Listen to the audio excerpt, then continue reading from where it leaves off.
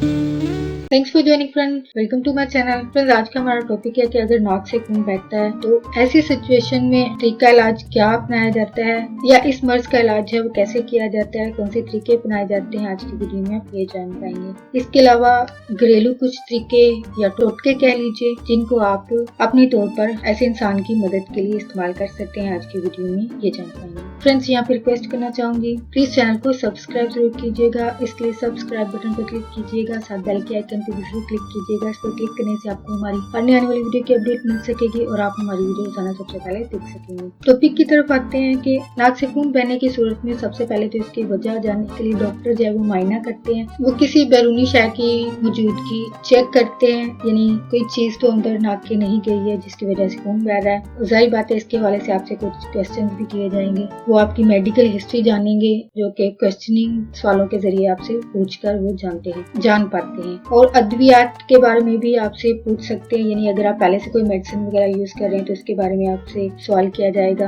अगर कोई और अलामत भी हो तो आपको डॉक्टर को जरूर बतानी चाहिए, यानी आपको छुपाना नहीं चाहिए। जो भी अलामत आपके अंदर जाहिर हो रही हो वो आपको जरूर बतानी चाहिए। नाक से खून बहने की वजह को पता करने के लिए मुख्तलिफ टेस्ट लिए जाते हैं। इनमें खून में खराबी का पता चलाने वाला एक टेस्ट किया जाता है जो कि कंप्लीट ब्लड काउंट यानी CBC है, वो किया जाता है। इसके अलावा खून जमने की सलाहियत का पता लगाने वाला एक टेस्ट किया जाता है पार्शियल थर्मोप्लास्टिन टाइम यानी PTT।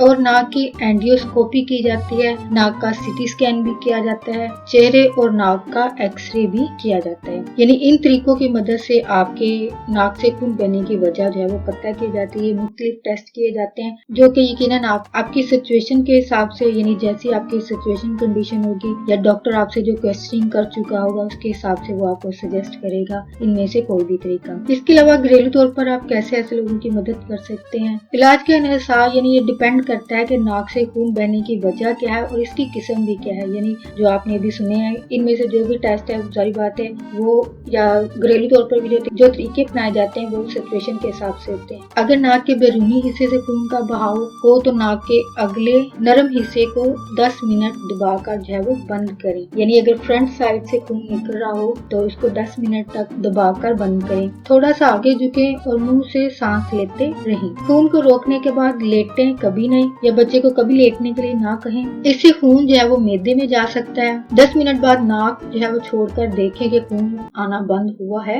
या नहीं। इसके अलावा ठंडा कपड़ा भी इस्तेमाल किया जा सकता है, यानी इसको आप बर्फ के पानी में भिगोकर कपड़े को इस्तेमाल कर सकते हैं। नाक के अंदरूनी हिस्से से आने वाला खून जो है गले में भी जा सकता है। इसके इलाज के लिए आपको डॉक्टर से रजू करना चाहिए, क्योंकि जो सेकंड अभी मेथड जो कि अंदरूनी हिस्से से बहने वाला खून जो वो इंसान के लिए या बच्चे के लिए खतरनाक साबित हो सकता है। तो इस सूरत में आपको फौरी डॉक्टर से रब्ता करने की जरूरत है, जो कि 20 मिनट तक अगर खून बहता रहता है तो ऐसी सूरत में आपको डॉक्टर से जरूर रब्ता करना चाहिए। नाक से खून बहने के मसले से बचने के लिए कई तरीके हैं। अपने घर में आप नमी की मकदार को बरकरार रखें, यानी थोड़ा सा ठंडक वाला माहौल रखें। नाक में उंगली घसेड़ने से गुरेज करें, यानी बच्चे को ऐसी सिचुएशन है तो आप बच्चे को नाक में उंगली डालने से पहले से ही मना करके रखेंगे कि वो उंगली को नाक में ना घुसेड़ता रहे। ये क्योंकि अक्सर छोटे बच्चों में आदत पाई जाती है और ये हर एक के घर में है, यानी इसको स्पेसिफिक बच्चा नहीं होता, सारे बच्चे ऐसे होते हैं। तो जिन बच्चों को ये मसला होता है उनके वालिदैन या फिर जो उनको गार्डियन है वो जरूर उनको चेक